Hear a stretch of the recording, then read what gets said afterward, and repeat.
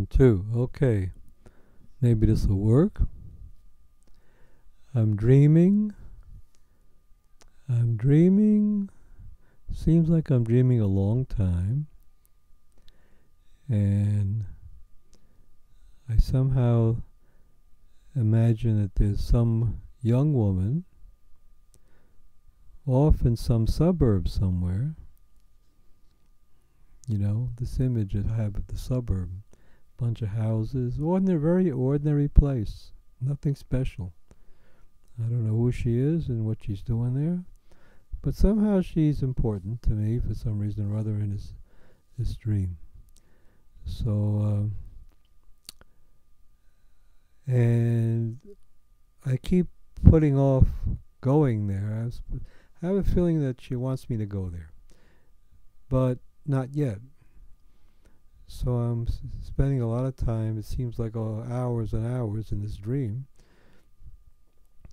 just hanging around and aware that she's out there somewhere. And somehow I have a feeling that she's part of some community of young people. She's a young person, well, in a community of young people. And yet somehow or other she has some interest in me going there. And I feel I'm an old person. So here we have a conflict of age. What am I doing involved with this woman? Okay? I don't know either. But somehow I see this image like it's a still movie, a still picture, just like you see on the screen there. Nothing's happening there. Just it's like an old Kodak movie or an old Kodak print or something. And there it is, way off in the distance there. In fact, there's a sense that it's a covered image. There's something blocking it. It's not a clear image. It's got like wax paper on top of it. And I gotta put some wax paper on this image now. Okay, I'll stop.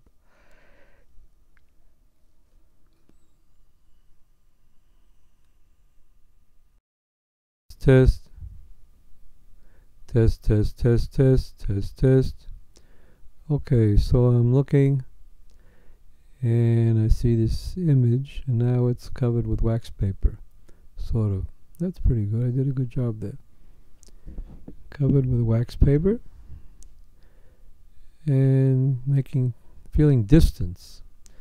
The main theme I've been said at the beginning here, it seems like the main theme that I'm dealing with overall here is distance. Here I have distance from this community out there of young people, and I'm feeling an old person, all here by myself.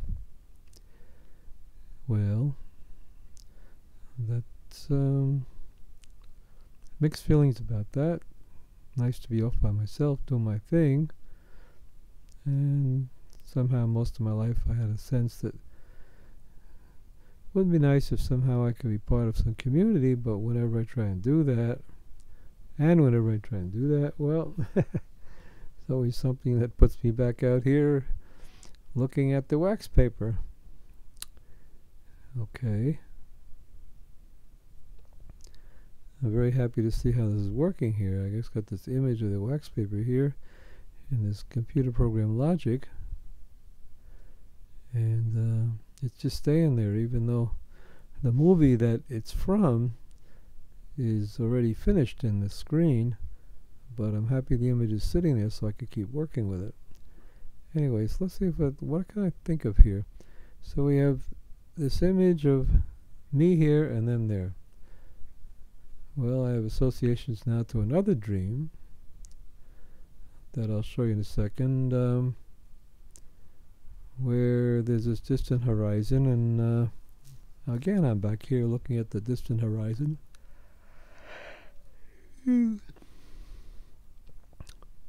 And again, that's an idea of distance. And that's a recurring dream from a long time ago, and this is a brand new dream. So it seems like this theme here of distance. Me here and them there. Now that seems like a nice, pretty clear opposition dialogue that I could do between me here and them there, or me here and the horizon there. But since we're on this is supposed to be something about Judaism, we're on dealing with the Jewish content material here. So let's see if I can relate it to some Jewish ideas. Well, first of all, as they say in Taoism, before you paint the branch, first become the branch. What does that have to do with this? Well, each of the sides here, if I do the dialogue, I identify with it. Nachman of Breslov says, find a Jew, but it actually, we don't have to be so chauvinistic. Anyone needs to find the idea, the inner idea in everything. And that's what we do when we identify with something. If I stay over here and talk to that image over there, that whatever it is over there, I'm identifying. And then if I go over and sit in the other chair, then I'm identifying with the other side, and I go back and forth until I get to some kind of a impasse, and that impasse gives us the idea of what they call in Kabbalah or in philosophy, Tzimtzum, a void. We don't know. It's dialectical thinking.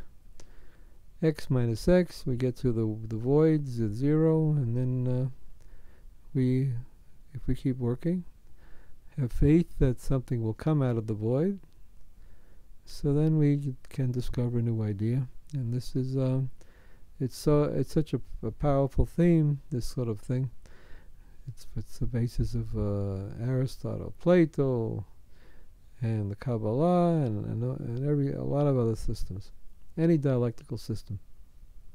At the same time, it's well. So let's apply it to Judaism. So we have the one side. For example, if I'm right now on the side looking at that wax paper, imagining that woman up over there. So I am the side of Chokhmah, the side of the idea, projecting an idea. I'm Adam projecting an Eve, building a Adam. God now is creating out of my rib and otherness, an Eve. And then I relate to that. If I now play the other side, I am this woman over here behind the wax paper. In this other, I am this woman over here in this community of young people. And you're an old fart over there. I don't know what I have to do with you, and you don't know what you have to do with me, but somehow we're in this dream together. Me and my friends, and you over there. Okay, so I, as a young woman, am projecting you over there. So I am Adam, and you are Eve, coming out of created out of my rib, created out of me. And the rib is a metaphor. Okay, so you get the point there. It's Chokhmah Binah, in other words, the right side of this tree of life, the Sephirot, creating the left side. And then the switching over, and each of us takes turns being the side of Adam projecting an Eve, or Chokhmah projecting a Binah. And we go back and forth until we get to the void. The void being the Keter, or the space where nobody knows nothing. And if we're smart enough to let ourselves not know anything for a while, then there's a possibility we can get a new idea. So that's this process that underlies Gestalt therapy, and it underlies all these religions, any dialectical system. But what's beautiful about Gestalt therapy process is we see it right in front of our nose happening. We don't have to imagine some concrete, like Hegel. You don't have to memorize learn all kinds of abstract terminology. It's very simple. You see it right here in front of your nose. Look, there's an image over there, okay? I'm over here. I project the image. I put the wax paper in the image, whatever I'm doing. That's Adam creating a world. And the world, same time, relates to Adam. So if I'm Eve now over here, I say, hey, Adam, you just projected this blurry image over here. You started off with a clear image, and now you blurred it all up. See that? You created a barrier between us. We fell from Adam from the fall. It was a fall. It started off with a clear image. we had a clear relationship. And now you put this dumb wax paper between us and you blurred me up. Now I guess I see you blurred up also. I can imagine seeing you blurred up. So we have a fall from, and you did it with your own need to distance yourself, perhaps. Okay, I'm Adam here. I'm Franklin. Yeah, I feel old and you're young, so I feel kind of maybe ashamed or, inadequate or something because I'm old and you're young. So I need to distance myself. I build up a wall. I create a wall. I see less. I want to see less. I want to hear less. I create distance. I wait and I don't show up. So I'm. That's the fall. I create a hole where there was clear vision. Now there's blurry vision. So I created a gap in my deficiency in my potential. I robbed myself of some pure ability to see clearly. So now I see the world as like through dark glasses or blurry image here. All right.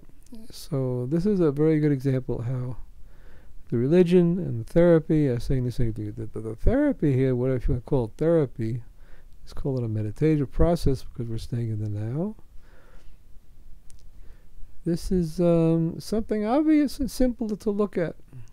We don't have to get involved with all kinds of labels. We can get involved with labels. Call it Chokhmah, Bina, Keter, or we can go one level down and call it Chesed, Din, Dat, whatever you want to call it. Call it thesis, antithesis, synthesis. No end to the abstractions we can create, but look, it's so simple. It's so simple. We start off with a clear image. I have some need to distance myself, so I give into that. I start playing the distancing game, and I rob myself of potential, block the encounter, set up a imaginary safe situation. Maybe I learned it in childhood. Best to make. Let's put. I should put wax paper between me and the world.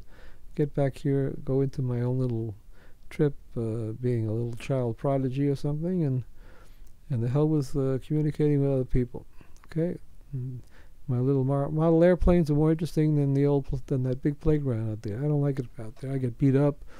I'm not so good at the sports, but here, in my little world with my little model airplanes and boats, and what else do I make here? I can doodle. I can play music, all this stuff. So I make myself into an introvert. And how do I do it? I put wax paper there. So again, this is a fall. I want to settle into some safe habit, so to protect myself, and then I grow up that way, looking at the world through wax paper. All right. That's, I guess, on the positive side is that I have all this time, cut myself off, and then I have time to create all these videos and all this interesting stuff. And no normal person would sit here for a year and create videos, and would sit there for 10 years writing shows and all that. And most people wouldn't want to bother to do that. But I do it, and it's my way of finding meaning. But you see, a lot of it comes out of my need to put a wax paper between me and the world. Okay, so we did a little theology, we did a little gestalt therapy. I'll stop here and just see if I like what I did here, and then if I like what I did, then you'll see it on the net. If you don't like what I did, then you won't see it on the net. Ha ha ha. Okay, bye bye.